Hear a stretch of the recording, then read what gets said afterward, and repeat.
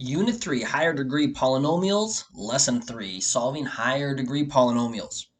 In the last one, we talked about finding the roots or the zeros of a function.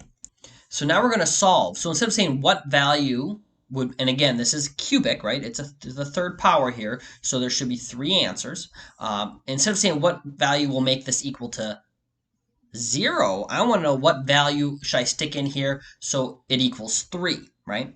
And there's 2 ways we learn how to solve this. One way, of course, would be to make it a 0 problem, right? Subtract 3, and kind of work it from there. The way I'm going to, and you can do it that way and find the zeros, because what that does, when you subtract 3, that's going to drop the graph down to here, and then you can just find those values. It's the same answer. But instead, what we're going to do is I'm going to think of this as being one function. That's my f of x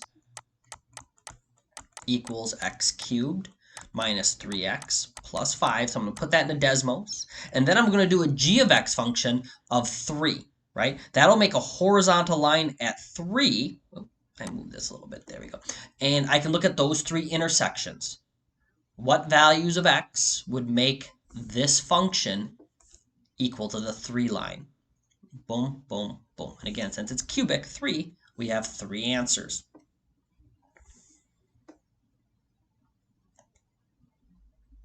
All right, so let's go right to doing this in Desmos. Well, first it's to the third power, so it's degree 3, so I know it's going to have 3 answers. There's going to be 3 x values that I can stick into this thing, so this will become equal to 10, right? I'm looking for 10 this time. So what I'm going to do into Desmos, before I put on Desmos, I'm going to put in 2 equations. I'm going to put in an f of x equation, or function, which is going to be 4x cubed minus 23x squared plus 14x plus 15. That's going to be one of my functions, and then I'm going to put in a g of x function, which will be equal to whatever I'm trying to find. In this case, 10, right? So let's put that into Desmos and see what our solutions are. Because right now, this is technically not a function, right? Now it's an equation, right? And we're solving for x. What does x equal? And since it's cubic, x can equal 3 things. There's 3 values that'll work. Plus 15. So there's my first function, my f of x. Now I'm going to put in my g of x, which is g of x equals 10. And obviously it only goes up to 6 here, so I'm going to zoom out.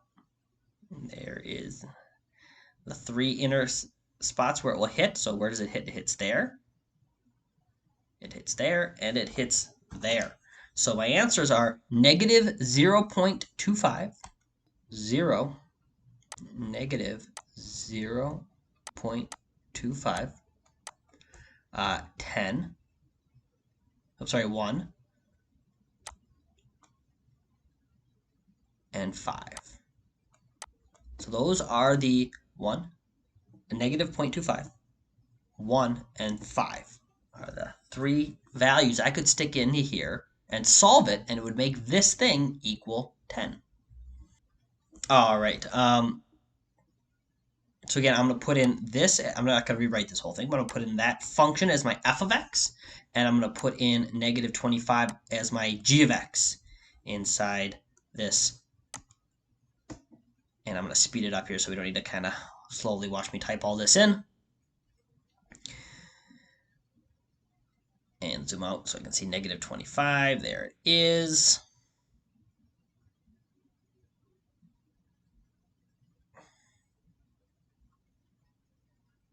So at negative 5, it equals negative 25. At 1, it equals negative 25. At 7, it equals negative 25. And at 15, it equals negative 25.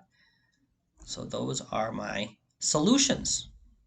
Negative 5, 1, 7, and 15 are the 4 values I could stick into this x and solve this thing, and it would equal negative 25. There's 4 values that would do it. ACT practice problem here. What could be the equation of P? Now this is kind of different. We haven't seen something like this before, but looking at this graph, right, it's got a down, it's got an up, it's got a down, it's got an up. So it's going to be x to the 4th. It needs to have 4 factors, okay? And it looks like these have 3 factors, but one of them is always squared. So really what that means is this x plus 4, it's saying it should be x plus 4, x plus 4, and then the 2x plus 3 in it, right? So this one's got 1, 2, this one's got 1, 2, 3, 4 factors. This has got 1, 2, 3, 4 factors. This has 1, 2, 3, 4 factors. 1, 2, 3 factors. Well, it can't be that one because I know it has to have 4. 1, 2, 3, 4, 5 factors. No, it can't be that one. Okay, so I've already limited down a little bit. And the question is, well, which one is a double root? And it's something we haven't really talked about in this class before. If you had me for Algebra 2 last year, we did talk about this.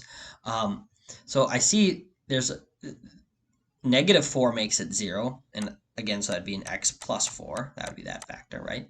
And this is somewhere between negative 1 and negative 2. That's probably going to be, this factor. And then we have a 1, which would be an x minus 1 factor. But here, it glances. It hits 1 on the way down. And you can kind of think of it, it hits it on the way up as well. So this should be the double root. So if a graph ever glances off like that, that's a double root right there. It's a double 0. So there's one here. Oh, sorry, there's one here. There's one here. And then there's 2 kind of at the same spot. The x minus 1 needs to be the one that's doubled up on. So that would be C. So again, this one kind of required some new information to be able to solve this one. But hopefully you could have an idea that you could cross D and E off right off the bat because there's not the right number of roots on that one. And then you'd have to figure out, well, which one of these would be a double? And looking at the roots, which one's kind of unique? And it's this one that glances it right there.